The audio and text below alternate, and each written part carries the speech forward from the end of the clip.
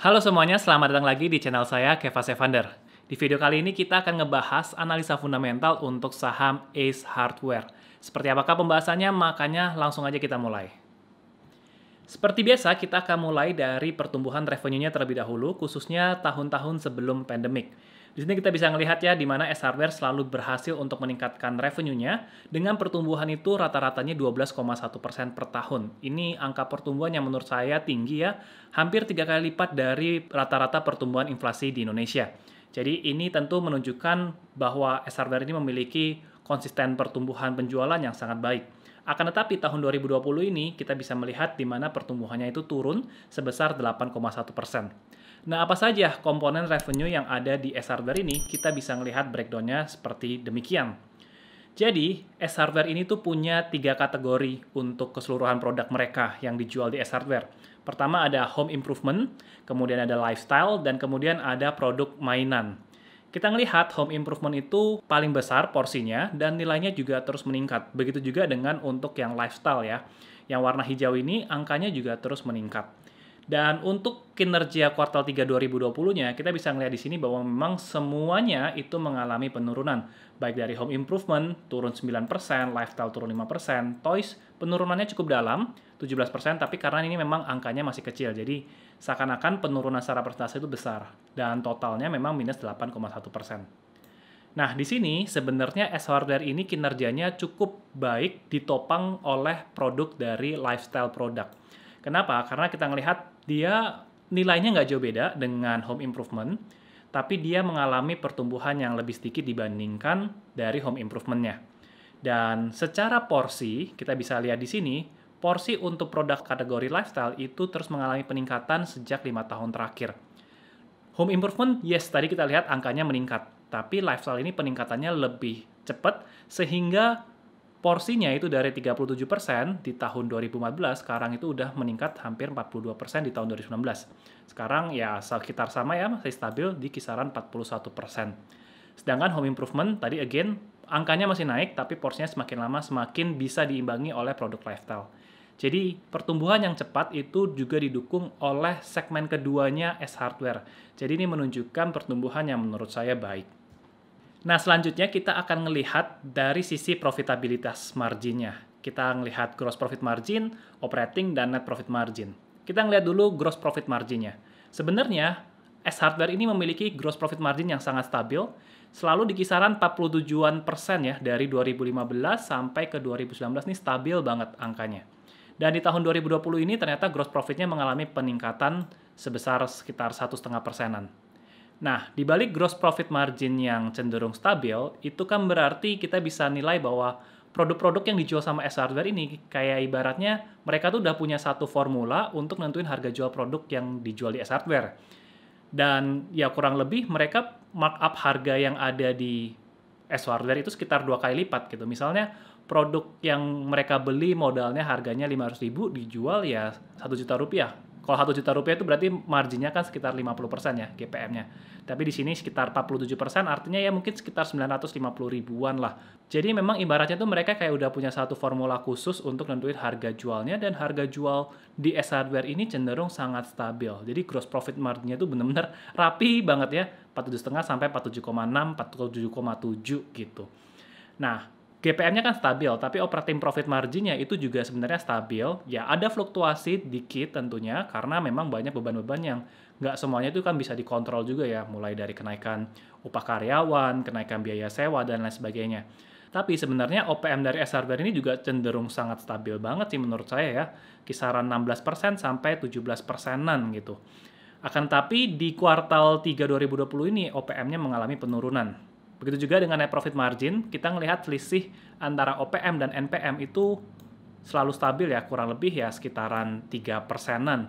Jadi ini biaya-biaya keuangan, biaya pajak lainnya itu kebanyakan memang segitu-segitu aja, dan berarti memang juga nggak ada pendapatan atau biaya lain-lain yang aneh-aneh untuk bisnisnya Ace Hardware ini. Nah, di sini ada hal yang menarik sebenarnya. Kalau kita ngelihat GPM dari Ace Hardware ini kan cenderung stabil terus ya, 2015 sampai 19. Bahkan sebenarnya untuk tahun-tahun sebelumnya juga cukup stabil sekali gitu GPM-nya.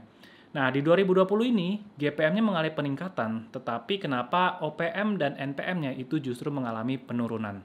Nah, hal ini yang kita mau coba cari tahu bersama-sama, teman-teman ya. Pertama, kita coba cari tahu dulu komponen dari beban operasionalnya si S-Hardware. Dan kita bisa ngeliat di sini ya, bahwa porsi beban operasional yang terbesar itu datangnya dari gaji karyawan. Gaji, bonus, tunjangan, itu bobotnya sekitar 51%. Dan bahkan bisa kita lihat di sini ya bahwa ada peningkatan beban gaji yang cukup tinggi dari 754 miliar menjadi 842 miliar. Itu mungkin kenaikannya lebih dari 10%. Kemudian beban operasional kedua yang paling besar itu kalau saya lihat ada dari bagian sewa dan pemeliharaan. Jadi di sini ada penyusutan aset hak guna sewa dan kemudian ada pemeliharaan. Ini kalau digabung untuk yang di beban penjualan, bobotnya itu sekitar 17% dari total keseluruhan beban operasionalnya. Nah, jadi memang secara beban operasional di tahun 2020 ini itu memang meningkat nilainya ya. Padahal tadi kita melihat revenue di tahun ini kan S-Hardware mengalami penurunan.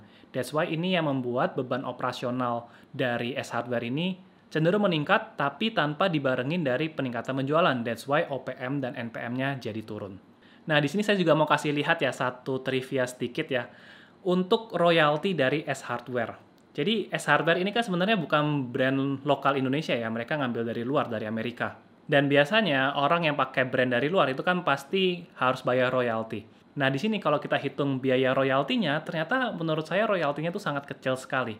Ya, 0,5% dari nilai penjualan yang dijual sama S-Hardware. Ini jauh beda banget kalau misalnya teman-teman pelajarin bisnis misalnya seperti KFC, Starbucks, Pizza Hut, itu kan mereka mengambil brand dari luar juga, dari Amerika. Tapi memang beda segmen, yaitu makanan, yang ini ya retail gitu. Nah, untuk bisnis-bisnis tersebut, seperti KFC tadi yang saya sebutkan, itu biaya royaltinya bisa sekitar 5, 6, 7%-an gitu. Jadi, S-Hardware ini enak banget, royaltinya itu kecil banget sih secara persentase. Menurut saya nggak besar lah ya, dibandingkan dengan brand-brand lainnya. Ya, itu sedikit trivia aja buat teman-teman juga bisa menambah pengetahuan juga. Nah, balik lagi kalau kita ngomongin porsi beban operasionalnya, jadi yang paling mempengaruhi beban operasionalnya ini kan tadi dari gaji dan kemudian dari sewa dan pemeliharaan. Dan ini kalau kita ngelihat ya, untuk S-Hardware ada beberapa informasi yang kita harus acungi jempol. Pertama, di tengah kondisi pandemik seperti ini, mereka ini sama sekali tidak melakukan PHK karyawan. Jadi, jumlah karyawan di S-Hardware itu sekitar 17 ribuan ya. Ini berdasarkan laporan dampak COVID yang memang harus dilaporkan oleh setiap perusahaan ke IDX, ke bursa. Dan di sini menurut statement dari S-Hardware, mereka itu sama sekali tidak ada karyawan yang di PHK. Jadi mereka benar-benar bisa mempertahankan karyawan-karyawan mereka meskipun kondisinya lagi sulit. Dan tadi kita lihat beban gajinya itu malah naik secara overall. Jadi kalau ada pengurangan, ya saya nggak tahu juga ya detailnya apakah ada karyawan-karyawan di sana mengalami pengurangan gaji, dipotong gajinya. Entah, saya juga nggak tahu. Tapi tadi kita ngeliat secara overall beban gajinya meningkat. Dan mungkin ini juga dipengaruhi dengan karyawannya yang meningkat. Kenapa? Karena gerai yang dimiliki oleh S-Hardware di tengah 2020 ini, mereka juga malah menambah gerai. Gerainya bertambah sekitar 12 gerai ya, dari akhir 2019 sampai kuartal 3 2020 ini. Jadi tidak ada PHK, gerai tetap bertambah, that's why biaya operasional itu otomatis pasti akan meningkat. Nah, jadi baik lagi kalau ke grafik profitability marginnya, sekarang kita tahu kenapa OPM-nya ini mengalami penurunan. First, karena revenue-nya memang turun dan karena memang beban operasionalnya yang meningkat. Nah, di sini saya juga menemukan hal yang menarik tentang S-Hardware ya. S-Hardware ini boleh dikatakan punya strategi untuk menghadapi tahun 2020 yang serba sulit, di mana mungkin demand akan berkurang ya. Nah, tapi yang menarik di sini adalah kalau kita ngelihat GPM dari S-Hardware ini kan malah mengalami peningkatan sekitar 1,5%-an. Nah, peningkatan gross profit margin ini menurut saya ini strategi yang dilakukan oleh S-Hardware. Di mana di tahun 2020 ini mereka justru malah meningkatkan harga jual mereka. Margin harga jualnya itu malah ditingkatkan supaya untuk mengantisipasi perlambatan penjualan. Mereka mungkin memang sudah expect bahwa 2020 ini akan berat sejak adanya pandemik ya. That's why strategi mereka ya udah tingkatin aja harga jual produk-produknya mereka. Jadi mereka bukan malah ngejar pakai diskon gitu ya, supaya orang tetap belanja di S-Hardware, tapi malah harganya dinaikin. Supaya apa? Supaya mereka bisa cover beban operasional yang terus meningkat, beban karyawan yang mereka harus bayar tanpa di PHK, gerai yang terus bertambah. Itu supaya bisa cover kebutuhan-kebutuhan operasionalnya S Hardware. Di sini kan kalau kita ngelihat peningkatannya sekitar 1,5% ya untuk GPM-nya. Andai kata kalau harga jual produk mereka itu nggak ditingkatkan, marginnya nggak dinaikin, OPM-nya ini mungkin bisa turun lebih dalam lagi. Mungkin bisa turun sekitar 1,5%-an juga, jadi sekitar 12%. Dan NPM-nya mungkin bisa turun sampai di bawah 10%, kalau tanpa ada peningkatan GPM. Nah, jadi S-Hardware ini kalau saya bilang itu punya yang namanya pricing power yang menurut saya kuat. Ini salah satu economic mode ya menurut saya. Dan hal ini bisa kita konfirmasi juga dari statement manajemennya S-Hardware yang pernah menjawab satu pertanyaan di dalam public expose mereka. Waktu itu ada yang bertanya tentang efek fluktuasi rupiah terhadap profitabilitas perseroan. Dari pertanyaan ini aja kita sebenarnya bisa jawab, kayaknya nggak ada pengaruhnya. Kenapa? Karena GPM-nya aja stabil banget. Kalau fluktuasi rupiah itu punya pengaruh, otomatis GPM-nya tuh pasti nggak akan stabil. Nah, ini dijawab oleh manajemennya seperti ini. Menurut mereka, mereka bisa manage fluktuasi kurs. Kenapa? Karena mereka melakukan yang namanya pass on kepada pelanggan. Jadi kalau mata uangnya melemah, ya depresiasi mata uangnya signifikan, mereka bisa ya udah naikin harga jual dari produk-produknya S-Hardware. Jadi dari statement ini memang kita bisa menilai bahwa S-Hardware ini punya pricing power, dan pricing power-nya menurut saya sederhana aja ya. Kayak tadi GPM stabil, anggap tadi 50%-an. Produk 500.000 dijual 1 juta. Di tengah kondisi pandemik, ya udah supaya mereka bisa cover kebutuhan operasional mereka, mereka naikin aja harganya. Jadi 500.000 modalnya dijual 1.050.000 misalnya, ditambahin marginnya. Dan hal ini sangat wajar dilakukan S-Hardware. Kenapa? Karena memang mereka sudah biasa melakukan hal ini. Mereka pass on aja ke pelanggan. Jadi menurut saya ini salah satu hal yang menarik sekali dari bisnisnya S-Hardware, karena S-Hardware ini punya pricing power yang kuat. Dan meskipun supplier mereka misalnya harga jual produknya naik, turun, ya udah mereka nggak pusing karena mereka udah tinggal pass on aja ke pelanggan. Jadi kalau kita balik ke income statement summary-nya, kita bisa lihat di sini revenue turun 8%, gross profit turun 8%, tapi operating profit turun lebih dalam sampai 25%, dan net profit-nya juga turun minus 27%. Ya, hal ini udah coba saya jelaskan. Semoga teman-teman tahu nih kenapa income statement-nya S-Hardware sekarang bisa menjadi seperti ini. Nah, berikutnya kita juga mau ngelihat untuk return on asset-nya, di mana kita bisa melihat return on asset dari S-Hardware ini cenderung stabil di kisaran 18% sampai 17%-an. Jadi 5 tahun ke belakang tuh stabil ya.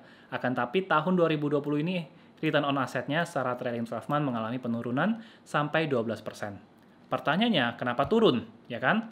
Dan tadi udah kita coba bahas dari segi net profit memang mengalami penurunan. Tapi ada satu hal lagi yang menyebabkan ROA-nya ini mengalami penurunan, yaitu karena ada penerapan standar akuntansi yang baru, yaitu tentang PSAK 73 tentang sewa. Nah, apa maksud dari PSAK 73 ini yang bisa mempengaruhi penurunan ROA-nya S-Hardware? Saya akan coba jelaskan secara singkat. Jadi di S-Hardware itu baru aja nerapin PSAK yang baru untuk laporan keuangan tahun 2020 mereka. Ya, intinya untuk peraturan yang baru, sekarang perusahaan itu harus mencatat namanya aset sewa dan kewajiban sewa di dalam balance sheet atau neraca. Nah, biasanya kalau sebelum-sebelumnya, kalau kita punya aset sewa, itu nggak tercatat dalam balance sheet, nggak tercatat dalam aset. Padahal kalau misalnya kita beli rumah ya, atau beli tanah, beli bangunan, kan beli. Kalau beli itu pasti tercatat jadi aset. Tapi kalau sewa tanah, sewa bangunan, itu ternyata tidak termasuk di dalam aset. Nah, tapi sekarang dengan peraturan yang baru, transaksi sewa itu harus jadi on balance sheet. Nah, menurut saya ini hal yang baik ya, supaya ya asetnya semakin real, karena kan sewa itu juga bisa digunakan oleh perusahaan untuk menghasilkan revenue juga. Jadi, ya itu harusnya dicatat di bagian aset. Nah, adanya penerapan ini itu bisa mempengaruhi rasio utang dan rasio pengembalian aset atau ROA. Nah, itu ya tadi kita lihat ROA-nya mengalami penurunan. Nah, di sini teman-teman bisa lihat di bagian laporan keuangannya, bagian reklasifikasi akun, memang sudah dijelaskan apa saja yang mengalami perubahan. Tapi teman-teman cermati aja yang tentang sewa. Misalnya aset hak guna sewa dan liabilitas sewa. Di mana di 2019 itu nilainya 0. Ya, benar-benar nggak ada, nggak tercatat. Tapi sebenarnya aset sewa tempat-tempat S-Hardware itu nilainya mencapai 1 triliun rupiah. Nah, jadi sebenarnya S-Hardware ini kan memang bisnisnya itu dia bukan di bangunan sendiri ya. Kebanyakan mereka kan sewa di mall, sewa di ruko, dan segala macam. Mungkin ada yang punya bangunan sendiri, tapi kebanyakan sepertinya sewa. Dan sewa ini kan biasanya bisa jangka panjang ya, bisa mungkin 5 tahun, 10 tahun, saya juga nggak tahu berapa tahun mereka sewa di situ. Nah, setiap sewa itu kan mereka pasti komit untuk jangka panjang, nggak mungkin cuma sewa 1 tahun, 2 tahun, pasti mereka maunya sewa dalam jangka waktu yang lama, mungkinnya 5 tahun, mungkin aja 10 tahun. Nah, jadi sebenarnya Ace Hardware ini kan memang sudah punya hak untuk menggunakan tempat itu sampai 5 tahun mendatang. Nah, akan tetapi mereka juga bayarnya itu kan mungkin nggak langsung full jebret 5 tahun ke depan gitu ya. Mungkin pembayarannya sistemnya dicicil setahun sekali atau 2 tahun sekali. Saya juga kurang tahu, tapi dengan adanya pembayaran yang nggak langsung, tentu aja itu menimbulkan yang namanya liabilitas. Karena ada tanggung jawab untuk bayar sewa di tahun-tahun berikutnya. Di sini juga nggak ada ya liabilitas sewa di tahun 2019, tapi di tahun 2019 setelah ada penerapan akuntansi yang baru, ini tercatat liabilitasnya terdapat masih sekitar 700-an miliar. Nah, ini yang membuat komposisi dari balance sheet itu berubah. Nah, otomatis asetnya dari Ace Hardware itu mengalami peningkatan. Yang tadinya 5,9 triliun, sekarang menjadi 6,6 triliun keseluruhan asetnya. Di liabilitas juga mengalami peningkatan dari yang 1,2 triliun menjadi 1,9 triliun. Ini untuk contoh yang laporan keuangan 2019. Nah, otomatis karena asetnya bertambah, return on asetnya jadi berkurang. Yang sebelumnya 17%, sekarang berkurang jadi 15,9%. Dan kalau kita melihat rasio hutangnya, dari debt equity ratio juga mengalami peningkatan karena porsi liabilitasnya bertambah. Yang tadinya 25%, sekarang porsi debt equity rasionya meningkat jadi 42%. Nah, kalau kita kembali lagi ke grafik ROA ini, jadi kalau kita lakukan adjustment setelah melakukan penerapan standar akuntansi yang baru, kalau kita hitung ROA untuk 2018 dan 2019 itu jadi mengalami penurunan. Saya bisa hitung 2018 dan 2019 itu karena Ace Hardware ngasih laporan adjustment-nya. Jadi 2018 jadi angkanya berapa. Tapi untuk yang 2014, 17, dan sebelum-sebelumnya itu saya nggak bisa tahu karena ya kita nggak bisa tahu kalau Ace Hardware nggak ngelaporin setelah adjustment itu seperti apa. Jadi kita bisa hitungnya mulai dari 2018. 2018 mengalami penurunan, 2019 juga ROA-nya jadi turun dengan akuntansi yang baru, dan 2020 ini memang sudah menggunakan standar yang baru. Nah, jadi untuk kedepannya, kalau nanti kondisi Ace Hardware bisa pulih, kita bisa expect kalau ada peningkatan ROA, mungkin meningkat sampai 15%-an aja, itu udah angka yang baik. Nggak nyampe 17%. Kenapa? Karena ya ada adjustment dari return on asset-nya. Seperti itu ya. Itu manfaat kita tahu ada penerapan PSAK yang baru untuk Ace Hardware. Nah, karena return on asset-nya mengalami penurunan, dan tadi kita lihat rasio hutang debt equity rasionya mengalami peningkatan, teman-teman bisa catat ya, di mana sebenarnya return on equity-nya itu tetap. Kenapa? Karena yang berubah kan hanya liabilitas.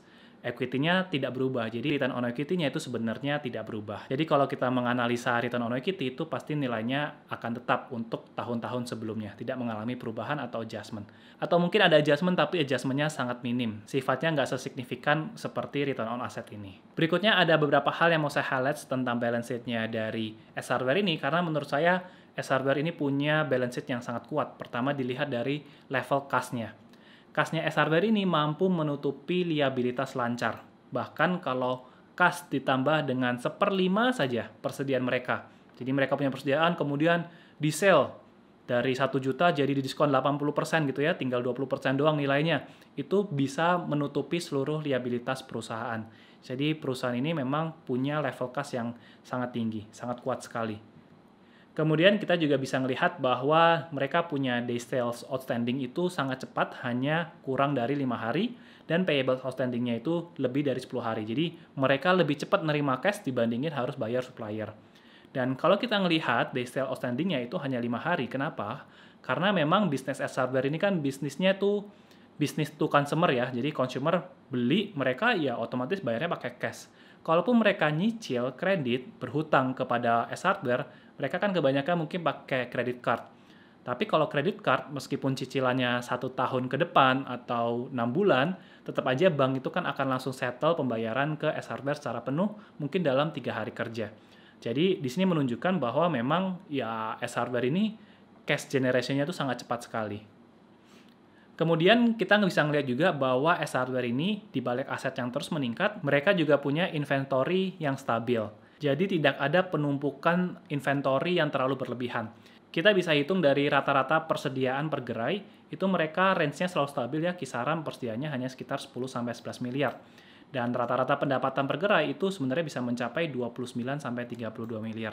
Jadi sebenarnya inventory-nya kalau teman-teman lihat itu inventory-nya memang terus meningkat. Tapi jangan lupa karena S Hardware ini juga nambah gerai. Kalau nambah gerai ya otomatis persediaan harus makin banyak. Nah, kalau kita hitung persediaan per gerai ternyata memang stabil. Jadi bukan karena nilai inventory yang terus menumpuk di gudang yang nggak laku-laku gitu. Tapi karena memang gerainya bertambah. Berikutnya kalau kita ngelihat dari komposisi ekuitasnya, 89% ini sudah disumbang dari saldo laba. Ini porsi yang sangat besar, di atas 90% tuh menurut saya bisnis yang profitable banget, ya apalagi S Hardware ini kan juga rajin membagi dividen. Jadi sebenarnya pengembalian dari modal awal pas pertama kali S Hardware ini dibikin itu udah berlipat-lipat kali ganda. Jadi untuk perusahaan yang return earnings-nya porsinya itu besar, memang perusahaan ini tuh bisa mengindikasikan bahwa bisnisnya itu profitable banget. Dan kemudian S Hardware ini juga tidak punya pinjaman bank jangka panjang, jadi liabilitasnya itu cenderung sangat rendah. Ada sih pinjaman jangka pendek itu juga nilainya sangat kecil banget, hanya sekitar puluhan miliar lah. Padahal net profitnya kan bisa sampai triliunan. Kemudian dari sisi dividen, S Hardware juga punya pembagian dividen yang konsisten. Payout ratio 2019 itu turun menjadi 30%. Padahal kan sebenarnya 2019 net profitnya masih naik ya, tapi menurut saya ini mungkin karena manajemen itu lebih berhati-hati aja karena adanya pandemik, jadi mereka mungkin bagi dividennya nggak terlalu banyak di tahun yang 2020 ini. Padahal biasanya payout ratio di tahun-tahun sebelumnya itu sekitar 40-50%. Itu 5 tahun ke belakang itu selalu seperti itu. Nah, menurut saya payout ratio dari S Hardware ini bisa kembali normal setelah 2020. 2020 ini kan tadi net profitnya mengalami penurunan 30-an% gitu. Jadi kalau mereka mau balik bagi dividen 40-50%, menurut saya bisa, tapi ya mungkin mereka akan jaga-jaga dulu lah ya. Mungkin bagi dividen tahun depannya nggak terlalu besar, karena juga harus mengantisipasi adanya ketidakstabilan ekonomi. Tapi setelah itu, kalau semua bisnisnya kembali lancar, seharusnya payout ratio-nya bisa kembali tinggi lagi. Minimal 40-50% lagi.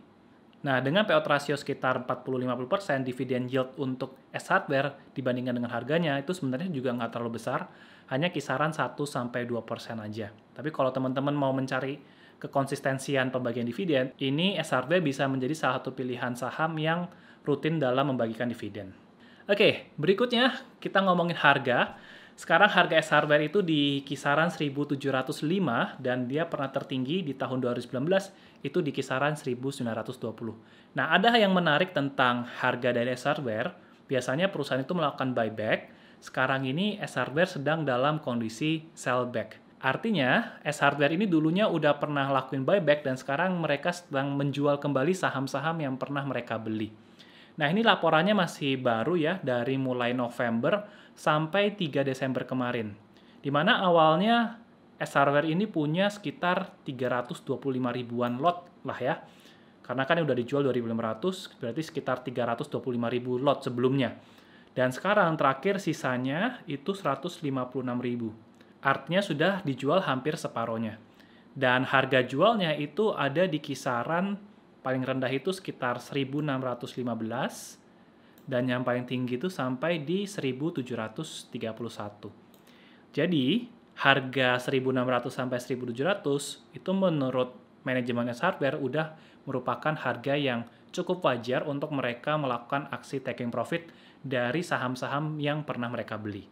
Nah, kalau kita ngelihat ke valuasi PE dan PB-nya, sebenarnya untuk PE rasio dari S Hardware ini juga nilainya udah cukup tinggi sih menurut saya. PE-nya sekitar 35 kali.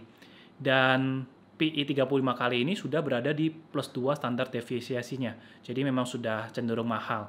Nah, kalau misalnya kita targetin aja ke PE 30-an kali, di mana ini area plus 1 standar deviasi. Jadi nggak ke rata-rata ya, tapi ke plus 1 karena memang ya S Hardware ini menurut saya perusahaan yang bagus, jadi wajar aja dijual mahal. Itu target harganya itu sekitar 1.400-an seharusnya. Begitu juga dengan PBV-nya, sekarang PBV dari S Hardware ini sudah berada di rata-rata 5 tahunannya, dan ya berarti sekarang itu memang sudah mendekati area harga yang cukup wajar untuk S Hardware ini. Jadi ya wajar aja untuk SRWR ini udah mulai melakukan penjualan kembali saham-saham yang pernah mereka beli. Dan mereka belinya kapan emangnya ya? Sebenarnya mereka tuh beli pas kondisinya lagi pandemik di kisaran bulan Maret, April, Mei. Ini di laporan keuangan juga ada ya, teman-teman bisa lihat di bulan Maret, April, Mei sebenarnya Eswara itu udah ngelakuin pembelian. Mereka beli cukup banyak, sekitar 30-an miliar ya, 29 miliar di sini. Itu di harga sekitar 1.100 sampai 1.288-an. Ya, ini range-nya. Jadi sudah dalam waktu sekitar 6 bulan, ya udah mereka jual aja karena mereka udah mengalami profit gitu ya. Tapi apakah saham yang dijual kembali oleh perusahaan ini pasti sentimen negatif dan pasti nggak bisa naik lagi? Ya nggak juga teman-teman. Karena di tahun 2018, mereka juga pernah ngejual beberapa saham treasury-nya di harga 700-an. Dan ternyata turns out 2019-2020 juga sekarang harganya lebih tinggi dibandingkan harga jual mereka. Ya, jadi menurut saya meskipun SRWR ini menjual sahamnya, itu bukan berarti sahamnya nggak bisa naik lagi ya teman-teman ya. Cuma di area sekarang harganya sudah cenderung lebih price in lah ya. Dan SRWR ini juga pernah ngelakuin buyback itu sebenarnya sejak tahun 2013. Dan kemudian tahun 2015 mereka juga ada ngelakuin buyback juga. Harganya waktu itu masih rendah sekali ya, sekitar 700, 500, 600-an. Sekarang sudah 1.700-an. Jadi sebenarnya manajemennya aja udah bisa cetak bagger sendiri dari sahamnya sendiri juga. Nah, jadi kalau kita balik lagi ke pergerakan harganya, jadi memang di area 1.500 sampai 1.700 ini merupakan area yang menurut saya juga area harga wajar dari S Hardware. Apakah mereka bisa naik lebih tinggi lagi? Yes, mungkin aja masih bisa ya. Tapi sekarang potensi reward-nya menurut saya nggak terlalu besar kalau bisa nembus all time high-nya. Sekarang hanya sekitar 10%. Dan menurut saya itu bukan area yang menarik untuk kita beli sekarang untuk mengejar ke all time high-nya. Kalau nanti koreksi itu baru menarik, apalagi kalau harga koreksinya bisa sampai di bawah 1.500-an. Dan tadi ya sekitar 1.200-an di area ini S Hardware itu melakukan aksi buyback. Jadi kalau nanti harga S Hardware bisa turun ke 1.500 ke bawah, dari 1.200 sampai 1.500 ini menurut saya kalau teman-teman mau cicil beli itu merupakan area harga yang menarik. Lagi pula S Hardware ini menurut saya melihat dengan track record yang sangat konsisten stabil dan manajemennya menurut saya juga bagus, balance sheet-nya juga sangat kuat. Menurut saya ini salah satu saham yang bisa dijadikan pegangan untuk mid to long term. Karena apa? Karena kinerjanya memang stabil, bisnisnya sederhana, dan ya harganya kalau teman-teman lihat dari 2016 saja sudah hampir naik 2 kali lipat, lebih bahkan ya. Jadi menurut saya kalau untuk jangka panjang, S Hardware ini memang salah satu saham yang menarik untuk disimpan. Nah, segitu aja pembahasan untuk S Hardware kali ini. Semoga pembahasan ini bisa bermanfaat buat teman-teman untuk nambah ide-ide baru. Kalau teman-teman punya pandangan lain, feel free untuk kasih komentar di bawah. Kita bisa diskusi di kolom komentar. So, terima kasih sudah menonton. Kita jumpa lagi di video-video yang berikutnya. Dadah!